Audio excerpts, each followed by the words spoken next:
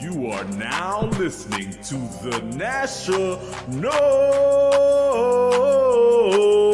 Show with Gangsterville and McGee. The National Show, the National Show, the National Show, no show, no show. The National Show, the National Show, the National Show, no show, no show.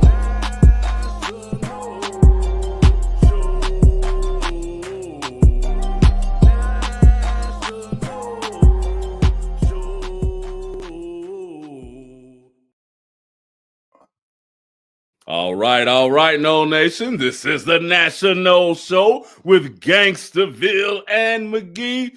And if you are watching us from YouTube, make sure that you subscribe to our YouTube page, which is YouTube.com/@National. That's @NATIONOLE. And then for IGX and all the other links, you can catch us on Linktree, which is Linktree.com/National Show. That's NATIONOLESHOW.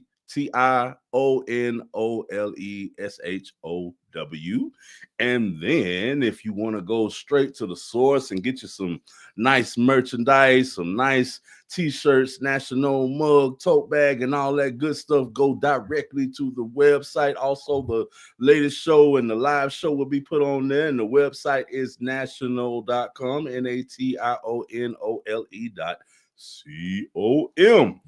All right, y'all, we back at it again. Another Thursday morning.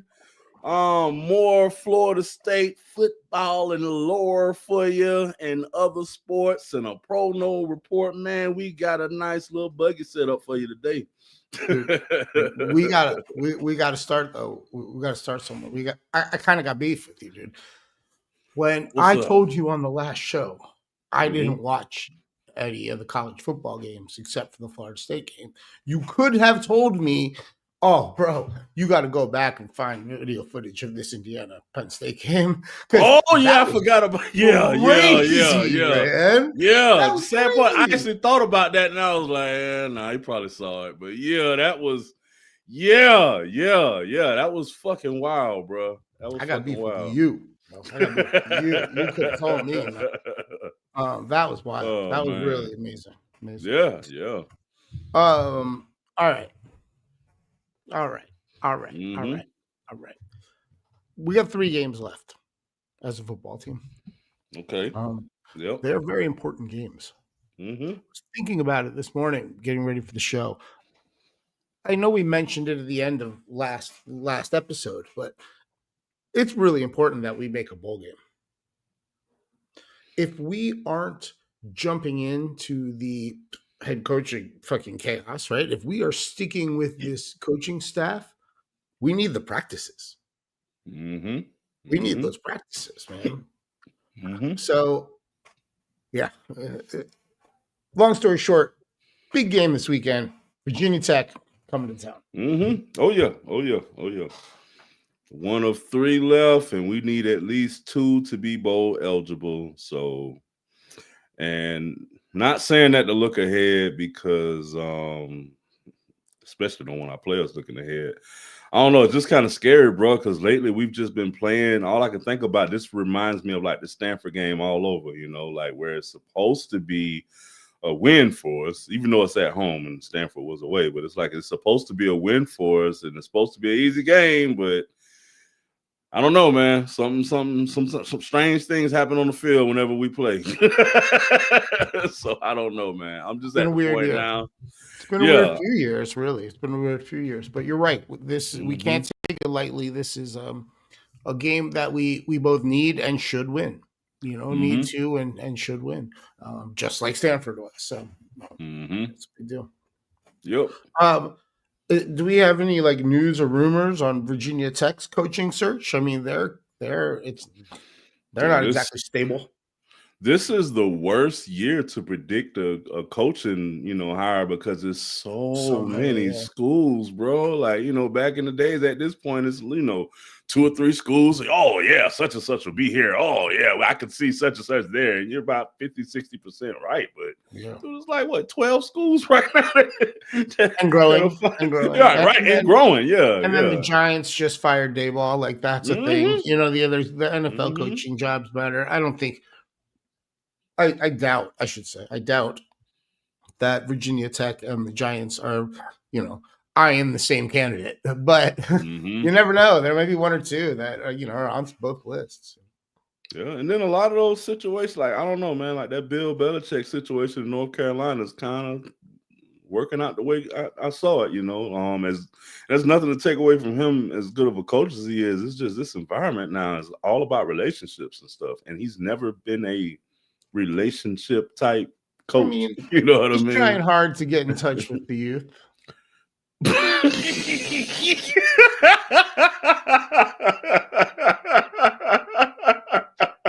Scooby me a doobie on that one. But yeah, man, I don't know, man. The environment is so crazy out there now. I really don't want to even fire Norvell now. Like, I'm on the whole bandwagon of bring him back next year, unless we got a sure line on like Jimbo or something like that or whatever. Just bring him. Yeah, I'll take Jimbo back at this point. That's how bad it's gotten, bro. I will take Jimbo back at this point. Give him a short 2-3 year. On that note, I do suspect that when Jimbo gets back, he is going to thrive in the NIL world. Yeah.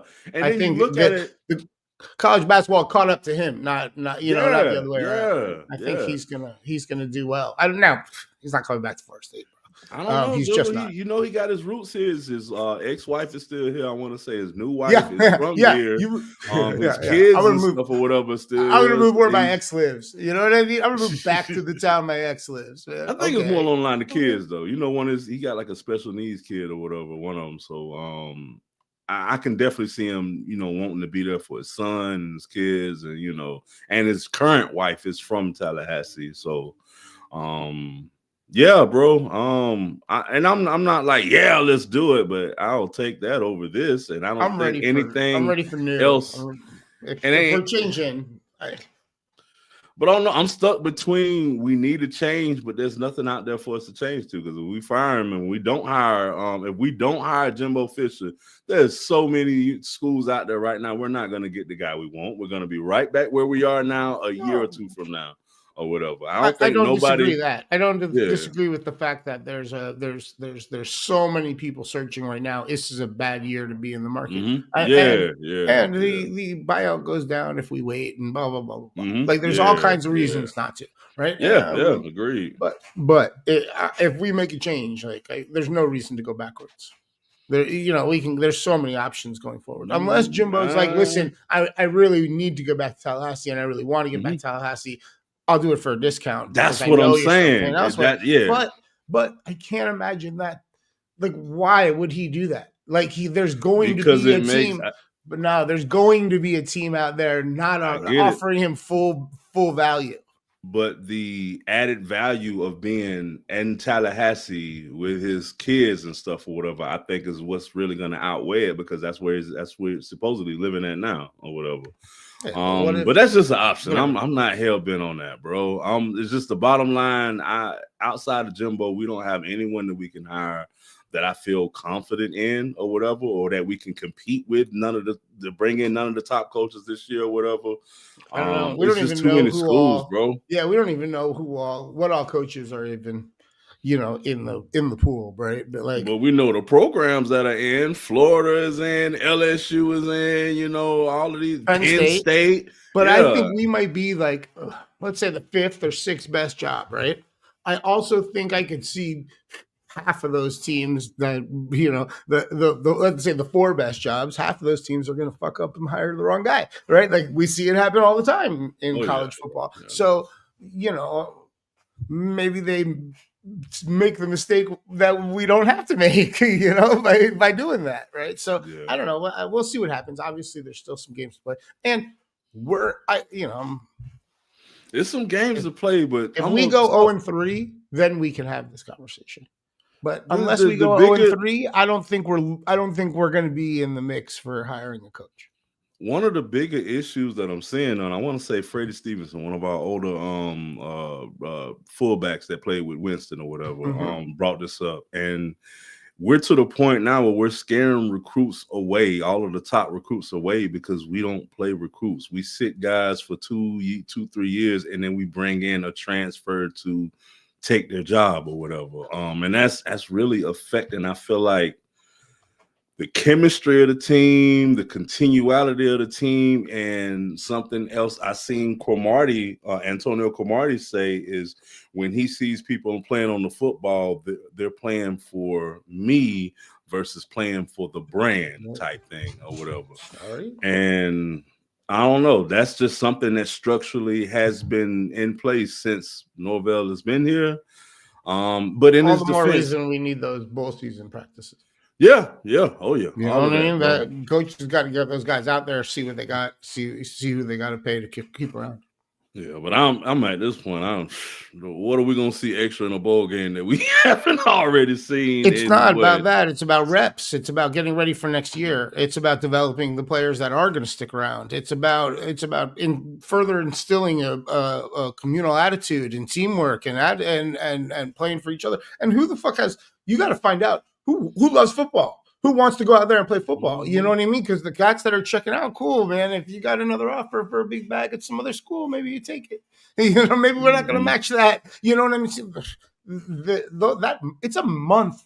I mean, it's a month of practices. You know what I mean? Or 3 weeks of practices. It is so valuable. And if you miss the bowl game, you know, it really impacts your preparation for next year. Now, it might benefit you if you're a team that is searching for a new head coach to have those extra 3 weeks, like, you know, but if you know that this is the guy that's sticking around, you need those practices. You want those practices, man. And the players need it too.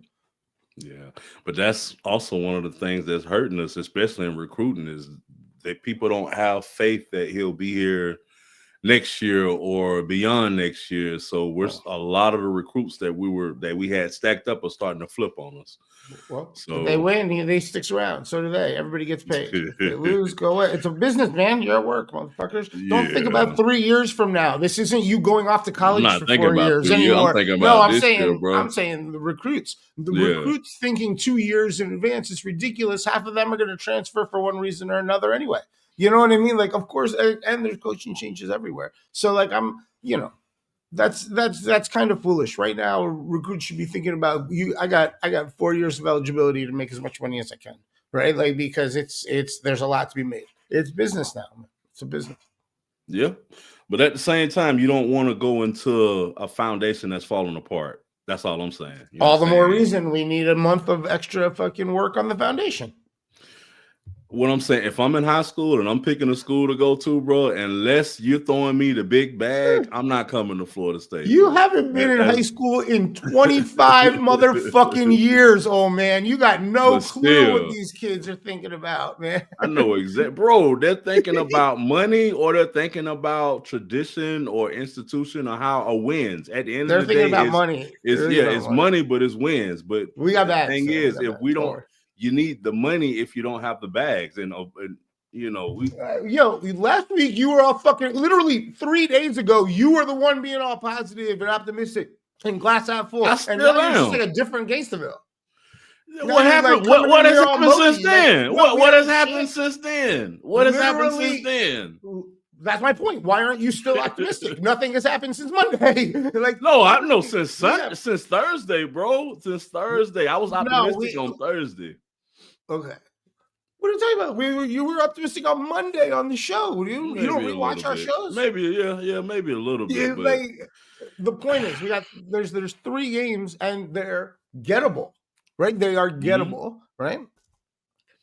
Win 2 in a bowl game, extra month of preparation for next year. It's like easy math, man. All right. Lose 2, then honestly, I know it's expensive, but do we really need the guy? Right? Like, that's where we're at, right? These 3 games are very important.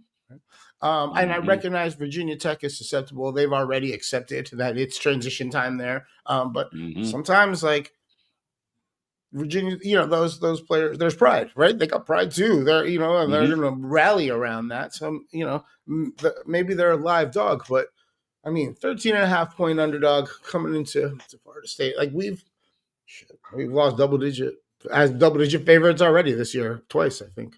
And I'm not leaning one way or another, bro. Like I may sound negative, but I still have the positive in me in saying that this team is still a lot better than last year's team. And we do have freshmen on our squad that I feel are going to be there for the next couple of years. The wide receiver Boggs, we got a quarterback, and then we got the running back Cromal. I like those twins. Yeah, the dessert twins that we talked about. Cool. Yeah. So as an uncle to twins, I like seeing twins be on the same team in sports. They communicate well to each other without communicating. It's amazing. Yeah. Wasn't it the Barber twins at Virginia together? Was it? Yes, at Virginia. They were. I can't remember. I don't really remember Tiki in college. I remember Rondé at Virginia. Yeah. I'm assuming Tiki was there too. I don't know. I remember the Pouncey twins at Florida on the same offensive line. That was pretty. Yeah, cool. I remember that. Cool. Yeah, that was era. That was pretty cool. Even though they turned out to be shitheads, not surprisingly. Yeah. Yep. Back to the game. It's important. I hope everybody takes it very seriously. I hope all the players take it very seriously. I hope all the coaches are ready. Do not sleep on Virginia Tech. They would love to come in. This is their Super Bowl. They would love to come into Tallahassee and get a W this weekend. So. Yeah. So Tiki did go to Virginia. Just look that up. But also, on top of that, bro, this team, I just want to. I've said the negative, so I'm gonna stick back to the positive. This, I want to make sure that the needle is straight on this one or whatever. And the difference that you're seeing in me is all the reports that I've read since the Monday show or whatever. It's kind of opened my eyes to a bunch of stuff on both sides or whatever. And you are right. We still got 3 games left. I'm not saying no decision has to be made now or whatever. I'm not even saying bro got to get fired or whatever. I'm actually totally against firing him now or whatever. I know I mentioned the Jimbo shit, but that's like, fucking whim off a whim or whatever. Really for evaluating the season at the end of the year, like the AD said or whatever. And I'd rather just not hire a coach. I feel like it's just too fucking volatile, bro. And if anything I stand concrete on that. Well, I mean, we certainly can't go outside of the program to hire a coach. I mean, it's just an obnoxious amount of money to replace 2 1-year-in coordinators and a head coach, right? So once again, it goes back to a conversation from weeks ago that if we make a change, we only have a 2-person pool to choose from.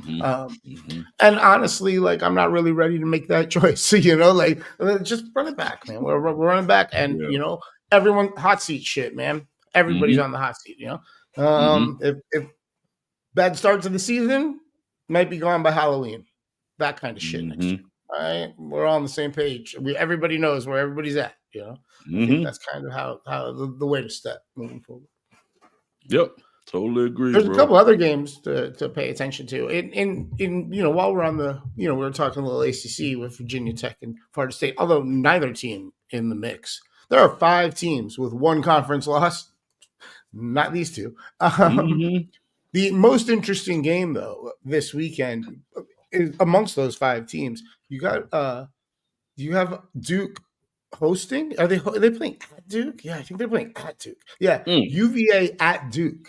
Right? It's really weird how big of a game this is, considering I've never, like, anytime I've talked about Virginia and Duke playing, it's been about basketball. I've never talked about a football game between these 2 schools.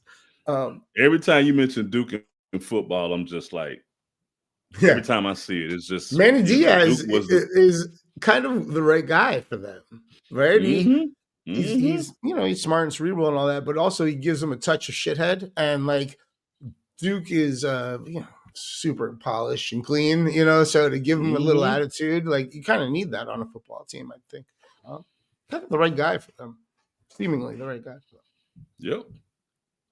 UVA obviously having the season that nobody really expected, but everybody's kind of happy to see him have. Everybody that's not a fan of their rival. We said that when we lost to them, I knew that was a great team. Yeah. And though we was getting clowned on and stuff for it, I'm like, yeah, this is gonna look like a whole nother situation 4 or 5 weeks from now. For sure. Best Virginia football team I've seen since the Barber twins were there. Yeah, there you go. There you go. Yeah. Heck yeah. So that's an interesting game. That's a game to keep an eye on, man, for sure this weekend. I'm not saying we schedule our day around it, but like you might want to, keep one eye on the scoreboard, and if that has potential of being pretty exciting too late in the game. Pitt also sticking in the ACC. Pitt has a big game. I know it's not a conference game, but number 9 Notre Dame at number 22 Pitt this weekend. That's an exciting game, man. That's fun. That upset could derail Notre Dame's playoff. Yeah, because they're still undefeated, right? Notre Dame has 2 losses. Oh no, yeah, that would. One's to Texas A&M and one's to Miami. So those are 2 really good L's, right? Those are at the time. Miami was, one of the best teams in the country, ranked. Right. Still are. They're back in the mix, right? But Texas A&M is still undefeated. So Notre Dame, if they end the season with 2 losses, they're obviously in the 12. All right, obviously in the playoffs. Plus, the system's built for Notre Dame to make it. But 3 losses, they might not be in there. Right? There's too many other teams vying for those spots. So Pitt, pretty good, like a live dog, having a good year. I love that head coach. And not for nothing. If I'm Penn State, if I'm the New York Giants, I'm making a call. But if I'm Penn State, that's a phone call I'd make. Hell yeah. Yeah. Even if I'm Florida, I'm considering it. Yep. But side note, Pitt is getting 12.5 points at home. I think that's too many points. I think this could be a 7-8 point Notre Dame win. I think it's going to come down to the end of the game. And when it comes down to the end of the game, even if Notre Dame's up a few and gets a touchdown or, goes up, that still might be under 12.5, right? If they're up 4 and get an insurance touchdown, that's only 11, So ultimately, I think that's too many points, and I'm going to bet Pitt plus 12.5. I may wait until the kickoff and monitor all the outs and see if anybody goes up to 13 or even 13.5. 13 Notre Dame would be perfect. Notre Dame's one of those teams that has like the Cowboys, the Denver Broncos, where Steelers are like this.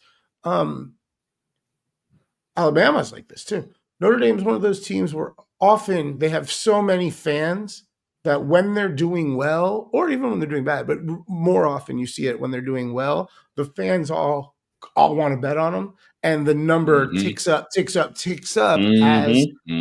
as odds makers want to balance their books, because the goal of a bookie is to have the same amount bet on both sides and just keeping the vig off the losing bets, right? So. Not for nothing, I think that's going to be a really good game. And because of that, I'm taking the underdog with all those points. That's a lot, especially at home. They're playing there's a big game. Heck yeah. That's the biggest factor for me with them playing Pitt at home. If it was in Notre Dame, then I don't know. But Pitt at home with it, definitely take that spread. Yeah, that's kind of, I don't know. And then I wonder, it's such a no-brainer to me. Sometimes I stop in my tracks. I'm like, man, this seems so like, of course, to me that am I missing something? And I go back and I start all over. And I've done this twice. I still think I like Pitt. I just do. Next game's tougher though for me. And I don't think I can bet it. I just don't. I'm waffling back and forth. Oklahoma is number 11 in the country. They're a good team now that Mateer seemed every week.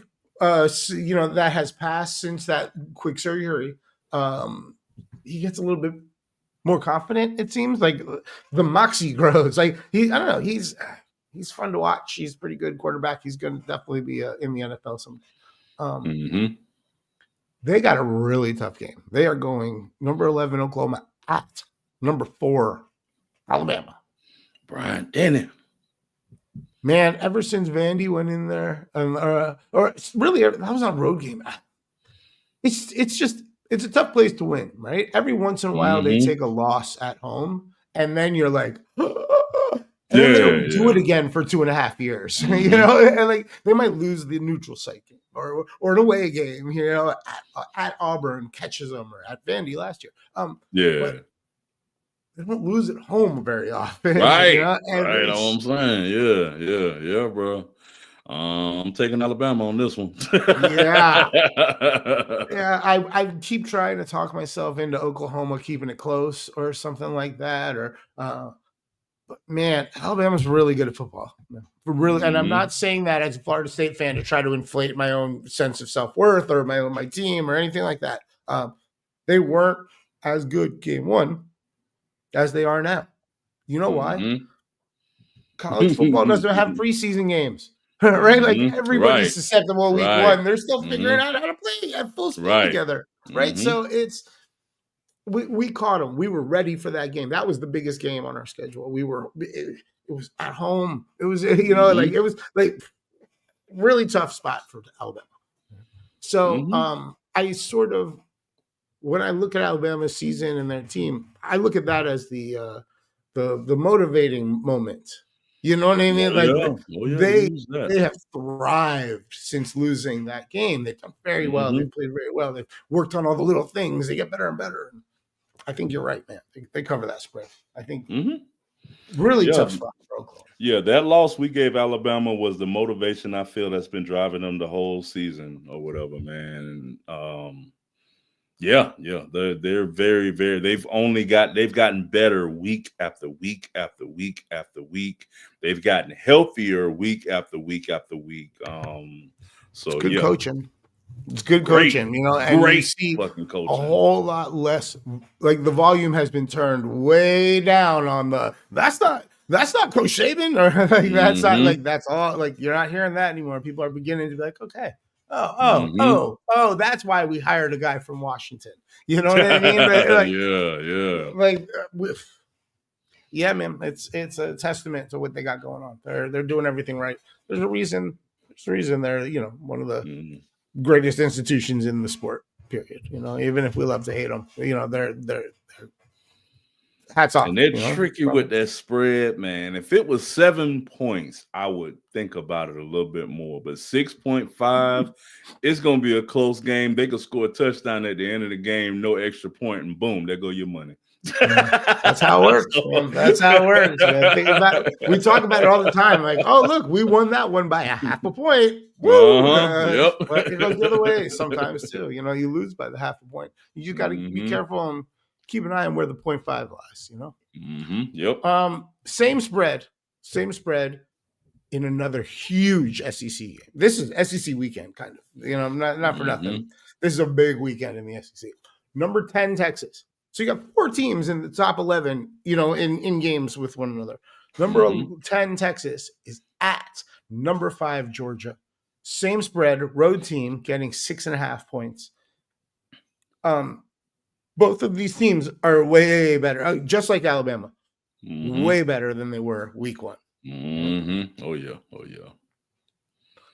Texas has some momentum, right? And Manning's like getting the feel for it. Right? This is comfortable. I got to do it like that. Right?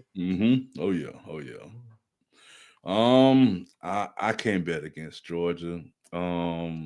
I just can't bet it, especially with them being at home right now on it. And I know Georgia's frail and they look like they're, one step away from that knockout blow from a team from somewhere or whatever. But like Rocky, man, they coming in there slugging into the 12th round until it's over with. And once that bell's over with, they seem to still get the W, bro. The team through the last couple of years, they may not have the talent, but they still have the will to win. You see that in that's why I like Texas here. I don't see Georgia blowing Texas out. Oh no! I see Georgia down 3 and it's our game, it's our stadium, and winning it at the end in dramatic fashion and winning by less than 6.5. All right, so I think Texas is actually the bet here. If somebody blows somebody out, I only see it going one way. I only see Texas blowing out Georgia. I don't see Georgia winning in a blowout, right? So if one of those four, so the way I'm weird in my head. The way I look at games, I think there's 4 potential outcomes to every game, right? There's a blowout by Team A, or a blowout by Team B, or a close win by Team A, or a close win by Team B, right? I see there's only one I can really eliminate in my imagination for this game, and that's the Georgia blowing out Texas. The other 3 all get me paid, right? If I bet Texas, the other 3 sides I don't see Texas blowing out Georgia. I don't either, but I see that as way more likely than Georgia blowing out Texas, right? That's the only one. I could see Sark and Manning start getting it rolling and be like, fuck them, and just go, right? Like I can really see Sark having an attitude about it and enjoying it. So if they get ahead early, I'm gonna bet Texas to run it up in the second half. Yeah, I don't think Georgia defense is going to let them run it up like that, point blank, period. Their defense is better than Florida, and Texas could not, Florida, like, stomped them on defense-wise. So the defense keeps them in it, keeps the game close, and then the Georgia crowd and offense wins it at the end. I get paid. Yeah. All the more reason I like Texas plus 6.5. If the thing that worries me, though, is the 6.5. Like, I could see this coming to a 7-point game. You know what I mean? Yeah. Okay, I'm willing to take that risk. I think there's way more likelihood of Georgia winning it by 5 or 3 or 1. You know what I mean? It's going to be I think it's just going to be a dramatic game. And usually when it's a dramatic game, it's within a touchdown either way, right? And I just cool. Neither team blows the other team out. I think I win. You know what I mean? That puts me in a great chance to win. Yeah. Last game I want to talk about. It's just funny to me. I love when you have the head coach of one team that's going against the team that wants to hire him for next season. Right? I really wish this matchup was in the Swamp. I really wish this matchup was in the Swamp, man, because I imagine the Florida Gator fans just like trying to serenade him, into coming in. Like that's how I picture it in my head, But UF is getting 14.5 points. That might not be enough against the Fighting Lane Kiffins in Ole Miss, baby. This is the safest bet on the slate. Go with Ole Miss and go straight to the bank afterwards. Do you think he's gonna? You're absolutely right. He's gonna win by 28 or whatever. Like just run it up, and just so he can walk in and say, that margin of victory, that's how many million I would like as a signing bonus, just to do extra tweaking when he gets to signs the contract. Like he's that fucking weird and awesome and amazing. I don't think I remember thinking, oh wow, they hired Monty's son in Oakland to be the head coach of the Raiders. This is weird. And damn, I keep forgetting that's Monty Kiffin's son. Wow. Right? And then homie has had the wild ride from Oakland, Tennessee, Alabama, whatever, to fucking Boca, and now it's like, it's just so much fun, man. He's so entertaining to me. He's the most fun. He's the most fun head coach in football, I think. Oh yeah. He's gonna fucking crush him. Oh yeah, he is gonna run my bet right after this show because that is the safest bet on the slate right there. Dude, I'm gonna parlay it with Alabama. I'm gonna parlay Ole Miss and Alabama this weekend, man. That's crazy. That's crazy. But I'll throw Texas in there. Parlay Ole Miss, Alabama, and Texas. It'll be my SEC fucking triple play of the weekend, or whatever you're gonna call it. Yeah, that would be great. It'd be great. All right, man. Some big games this weekend. Some big games. Let's do a quick update on the Pro Null report. All right, like we did most of it on Monday, but right before the show started, I got the notification that our guy Luke Clanton was making the turn on his first round at the Butterfield Bermuda Championship. Did not have a good first half of the round. Did front 9 +3. So hopefully he can turn around, get a couple of those strokes back on the backside. When we recorded the Monday show, we hadn't watched Sunday Night Football yet. It was one of those really fun NFL games where you got a Florida State a Pro Null on both sides, right? It's like the Null Bowl, right? I don't know what we're going to call it. We should have some sort of name for it when that happens. The National Bowl is what we should call it, because we're the ones celebrating that shit. Both sides, Steelers and Chargers, both had a Null. Steelers had Jalen Ramsey. Obviously, he's having a great year. Kind of surprising, because I sort of looked at him as closer to the end than the beginning, and kind of just coming out there onto the field when you really need him on the big plays and stuff. But in fact, he's spending the entire game on the field and really contributing for the Steelers. 8 tackles, even though they lost 10-25 or 25-10, however you look at that, at the Chargers. 8 tackles for the Steelers, who kind of owned the stadium, right? There were way more Steelers fans than Chargers fans, or at least more vocal and visible. Right? So it felt like there were more. That fan base travels well. Oh yeah, definitely. On the flip side, Derwin James, just a couple tackles for the Chargers, 3 of them.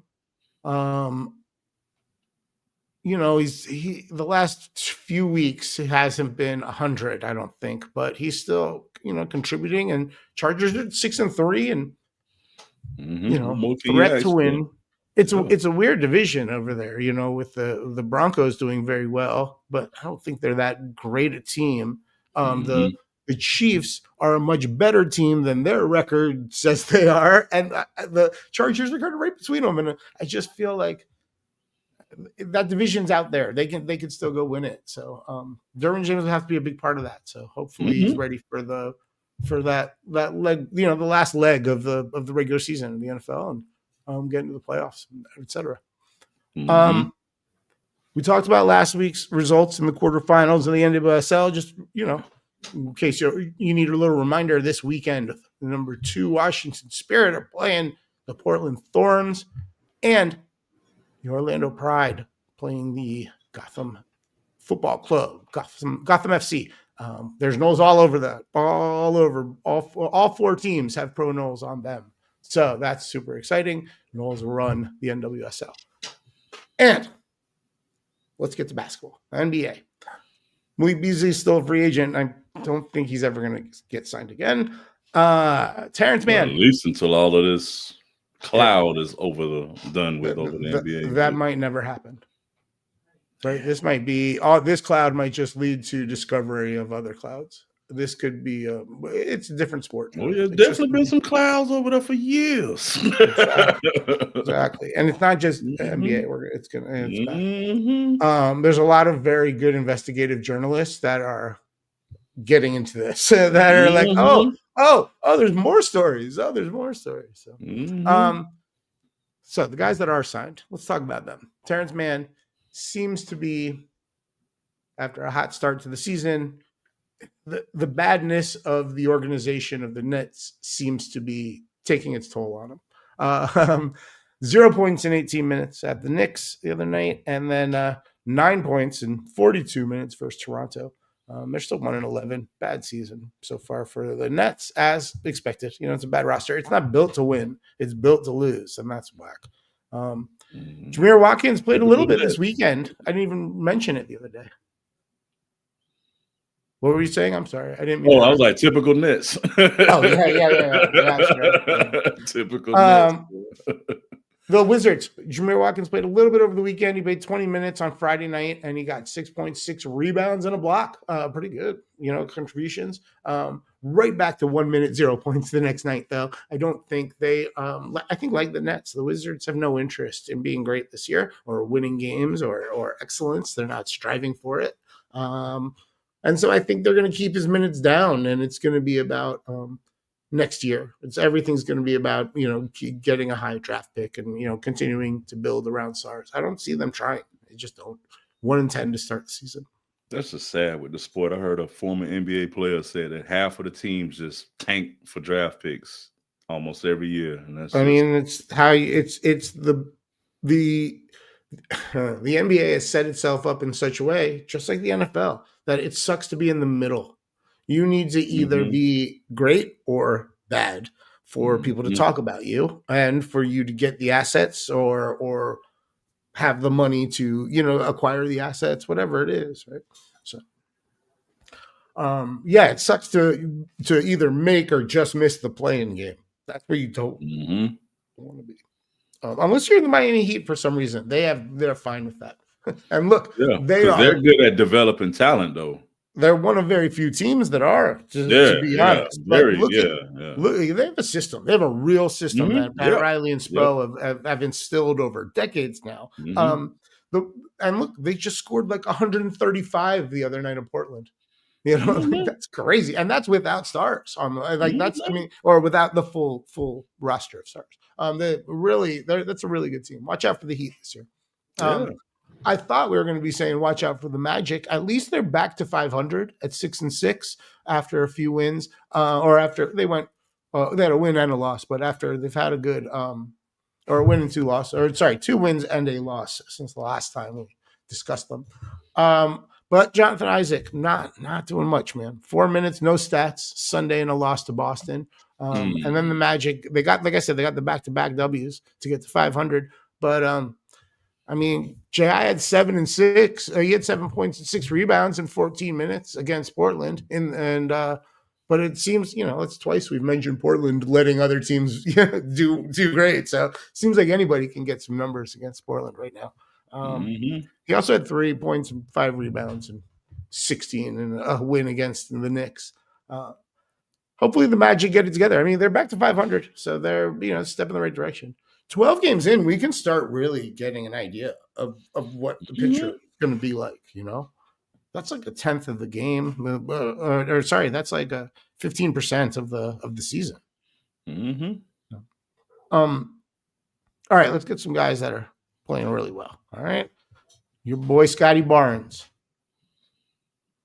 10 points. They won by 10 versus Brooklyn.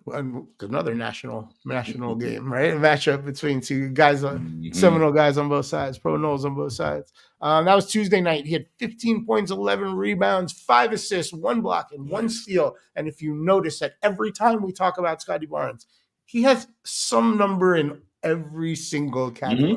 Right? Yeah, Mr. Consistency, bro. Amazing, dude. He's playing like he does everything, man. He really is. He is a typical Coach Hamilton developed player. Most of the players that we get out of Coach Hamilton, they play defense. They contribute in all areas of stats. There, you don't get those heavy scorers. It's just those guys that can get it done. You're right, man. Consummate Pro Knoll. Consummate Pro Knoll, man. He's exactly what Leonard Hamilton did. How Leonard Hamilton taught basketball players to play basketball, right? Do everything on that court. Because there are guys that want to go out there and do everything, I love it.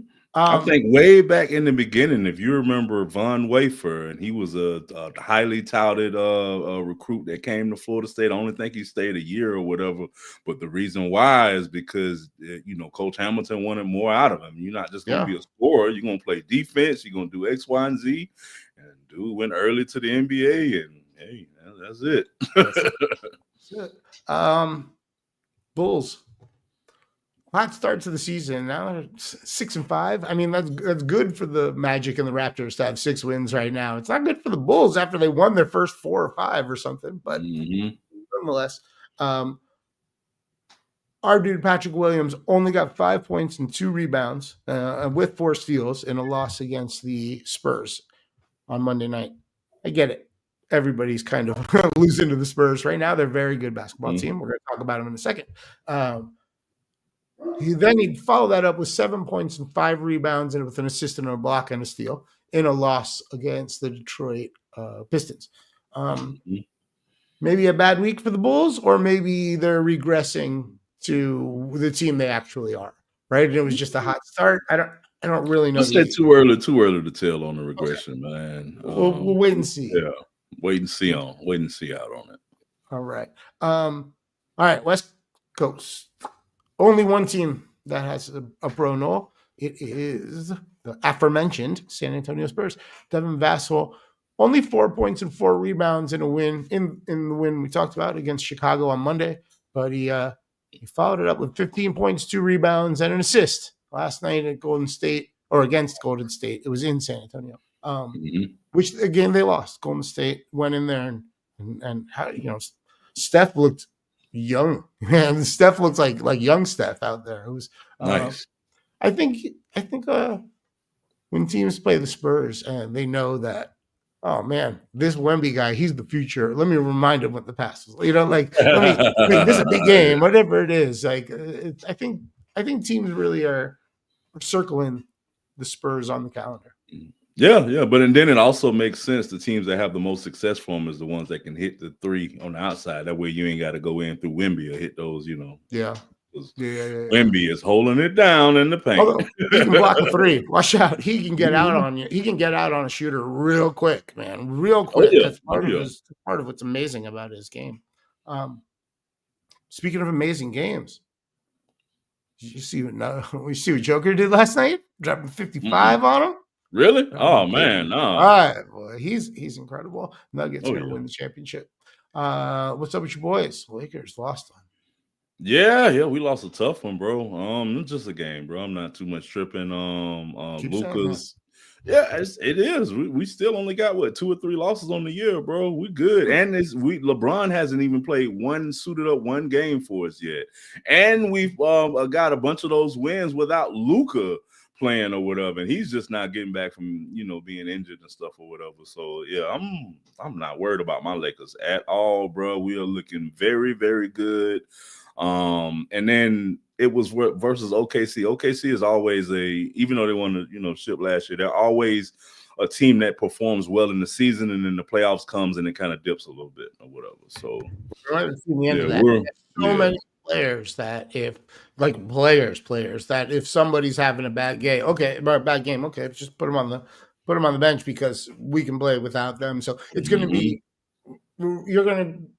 it's going to be less often that 2 or 3 guys are having a bad day and still have to be out there, right? So watch out. They're going to stop having those bad days in the playoffs. And also, they just won the ring, man. They're going to be more confident in the playoffs this year and next year and the following year. And, experience is valuable, bro. Oh, yeah. Definitely. All right, man. Listen, we went, this is a big part of the reason we started doing a Monday show during football season because we went long here, but that's okay, man. That's okay. It is a big game this weekend for the Knowles, man. Big game. We have a big game for the Bucks too. We'll talk about that after it on Monday. We'll review this game with Virginia Tech. We'll do a little pro no report, of course. We will have the championship matchup set for the NWSL finals, and there will be Knowles on both teams, on both sides. That's really cool. And it's a big weekend. So get them ready, coach. Get them ready, man. This is a very big game. We need this one. All right, so get them ready. It is the last home game on the schedule, so all we need to see is who's going to show up and play for the brand. Who's playing for the brand and who's playing for the bank. That's all I want to know, baby. That's all I want to know. Who's playing for the brand and who's playing for the bank. This is one game left. We've heard from multiple players that everything's on them and Norvell is putting you in the right situation and yada, yada, yada. And I'm not saying if that's true or false, but at the end of the day, Norvell doesn't step on the playing field. Norvell isn't out there making catches. Norvell isn't out there wrapping up and tackling. That's all on you guys. That's what we need to see from y'all. Are you going to do it or not? That's just it. That's it. Big weekend, bro. Huge weekend in my eyes. I feel like this is one of the biggest games because if we can't get this game,